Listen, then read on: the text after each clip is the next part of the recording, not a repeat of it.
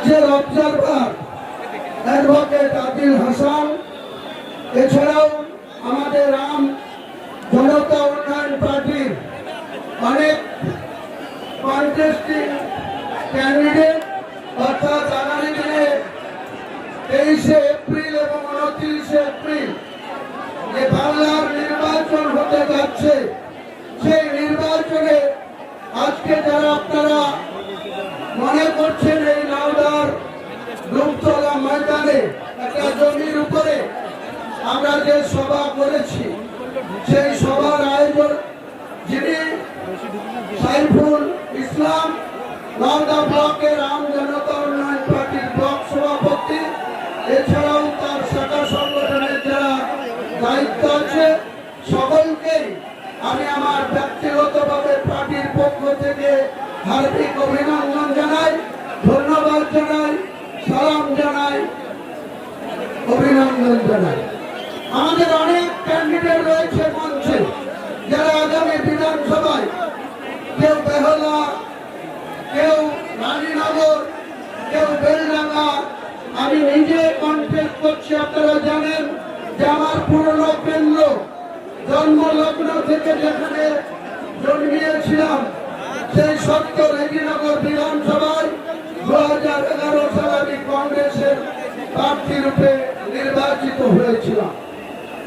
অনেক তর্ক বিতর্ক, অনেক সমালোচনা, অনেক আঘাত সহ্য করে আবার আজকে 2026 সালের নির্বাচনে এমন একটা সন্ধিক্ষণে এসে পৌঁছেছি। আজকে আমি একটা দলের কর্ণধার হয়ে সত্যিও আসাদুল্লাহ ওয়াইসি সাহেবকে সঙ্গে পেয়েছি, তার জন্য আমি ওনাকে ব্যক্তিগতভাবে সালাম জানাই, আদাব জানাই, অভিনন্দন জানাই। আমাদের একটাই উদ্দেশ্য, 2011 সালে বর্তমান বাংলার মুখ্যমন্ত্রী মমতা ব্যানার্জি এই মুসলমানদের কাঁধে ভর করে 34 বছরের লেফট ফ্রন্টকে হারিয়ে সেদিনকে কলকাতার অলিতে গলিতে বুদ্ধিজীবীদের জাতি ধর্ম নির্বিশেষে বুদ্ধিজীবীদের নামিয়ে কলকাতায় বুদ্ধবাবু সরকারকে পরাস্ত করার জন্য 2006 সালের বিধানসভায় বুদ্ধবাবু 235টা আসন নিয়ে ক্ষমতায় ছিল। 2004 সালের লোকসভায় মমতা বন্দ্যোপাধ্যায় একা মেম্বার অফ পার্লামেন্ট ছিল, 35টা বামফ্রন্টের এমপি ছিল।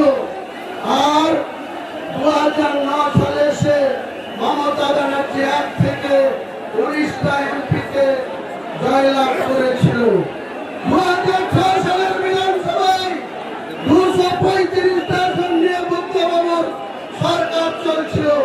মাত্র 42টা আসন নিয়ে জেল খাটা আসামি 3 বছর ধরে চাকরি বিক্রি করে জেল খেটেছিল পার্থ চট্টোপাধ্যায়। তিনি 6 থেকে 11 বিরোধী দলনেতা ছিলেন, তৃণমূল কংগ্রেসের নির্বাচিত বিধায়ক এবং দলের মহাসচিব হিসাবে। পরবর্তীকালে বাংলার মানুষ যখন 1977 সালে সিদ্ধার্থ শঙ্কর রায়কে পরাজয় ঘটিয়ে, কংগ্রেসকে পরাজয় ঘটিয়ে জ্যোতিবাবুর নেতৃত্বে, প্রমোদ দাশগুপ্ত, সরোজ মুখার্জিদের নেতৃত্বে যেদিন সিপিএমকে ক্ষমতা এনেছিল, প্রথম 10 বছর জ্যোতিবাবুর নেতৃত্বে সাধারণ মানুষের অনেক কাজ করেছিল।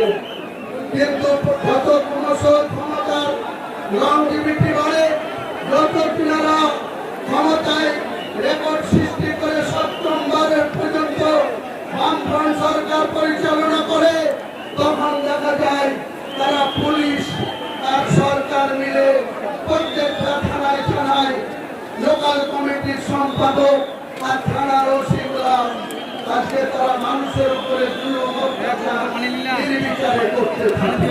মমতা বন্দ্যোপাধ্যায় সেই সুযোগ নিয়ে বাংলার অগ্নিকন্যা রূপে কখনো কুচবিহার, কখনো হরিয়ারপাড়া, কখনো জলঙ্গিতে পদ্মায় বাস করে গেলে ছুটে যেতে। কিন্তু আজকের নেত্রী, আজকের বাংলার মুখ্যমন্ত্রী মুখে তিনি বলেন মা মাটি মানুষের নেত্রী, মানুষের সঙ্গে কোনো সম্পর্ক রাখেন না, মাটির সঙ্গে তিনার কোনো সম্পর্ক নেই। তিনি সবসময় তার দলের ক্যাবিনেটের সদস্যদের সঙ্গে পর্যন্ত 2 মিনিট কথা বলার সময় নেই। তার দলের নির্বাচিত এমএলএ ছিলাম আমি। 2রা মে 2021 আমি কাঁদি সাব ডিভিশনে আজকে যাকে তৃণমূলের নেতা করে রেখেছে সেই অপূর্ব সরকারের থেকে দলের ভেতরে অনেক বিরোধিতা, দলের 2জন ব্লক সভাপতি তৃণমূলের আজকে যে ভরতপুরে ক্যান্ডিডেট হয়েছে আজহারউদ্দিন সিজার, সেদিন সে তৃণমূলের ব্লক সভাপতি ছিল। আজকে যে মুর্শিদাবাদের এমপি আবু তাহের খান, সেদিন সে জেলার সাংগঠনিক সভাপতি ছিল। আমার বিরুদ্ধে 12টা প্রধানের মধ্যে তৃণমূলের 9টা প্রধান আমার বিরুদ্ধাচরণ করেছিল। ওই আজহারউদ্দিন সিজার আমার বিরুদ্ধাচরণ করেছিল। ওই নুর আলম ভরতপুর ওয়ানের সভাপতি আমার বিরুদ্ধাচরণ করেছিল। তাই এত বিরোধিতা সত্ত্বেও 43,383 মার্চে নির্বাচিত হয়ে বেলা 8টার মধ্যে কাঁদি রাজদলের থেকে সার্টিফিকেট সংগ্রহ করেছিলাম। আজকে এখানে গত 3 দিন আগে রাজ্যের যুবরাজ তিনি সোনার মুখে দিয়ে জল দিয়েছেন। মমতা বন্দ্যোপাধ্যায়ের দলনেতা তিনি 100টা পুলিশের বেষ্টনীতে কালীঘাটের বাড়িতে রাত্রি যাপন করেন। এখানে এসে বক্তৃতা দিয়ে বিদেশে বলছে তার দলের মাত্র 5,000 কর্মী নিয়ে একটা গণসভাকে কন্ট্রোল করতে পারছে না। এদের ঘরে ঘরে লড়াই, যত গোষ্ঠী দ্বন্দ্ব, তাই নিয়ে চেয়ার ভাঙাভাঙি। তাকে বলতে হচ্ছে যে মালদা কেন্দ্রে নাকি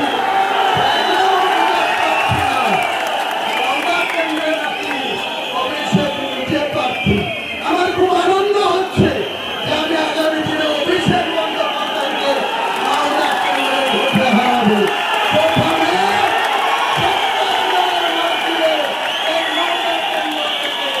অভিষেক বন্দ্যোপাধ্যায়কে হুমায়ুন কবিরের কাছে ভোটে হারতে হবে, কারণ তিনি নিজে ঘোষণা করেছেন সাইমা মমতাজ প্রার্থী না। হাবিবকে বলেছে তুমি সাইমা মমতাজকে পছন্দ না, ঠিক আছে, অভিষেক বন্দ্যোপাধ্যায় না তাই প্রার্থী। তাই ইনশাল্লাহ অভিষেককে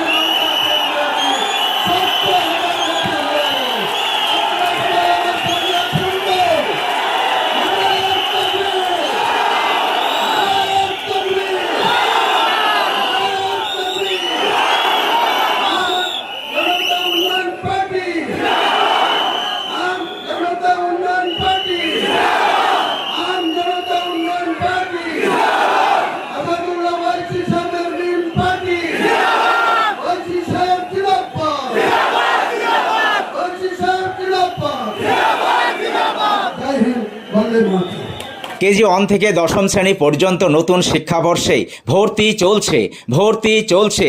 শিশুদের খেলার মাঠ, সুন্দর পার্ক বিশিষ্ট এবং প্রাকৃতিক মনোরম পরিবেশে অবস্থিত AM আদর্শ নার্সারি শিশু বিদ্যাপীঠ, আবাসিক এবং দিবা আবাসিক, ত্রিমোহিনী, নওদা, মুর্শিদাবাদ। নতুন শিক্ষাবর্ষে আপনাদের ছেলেমেয়ের উজ্জ্বল ভবিষ্যৎ গড়তে এই শিক্ষা প্রতিষ্ঠানে কেজি 1 থেকে 10ম শ্রেণী পর্যন্ত ভর্তির জন্য আবেদন করুন।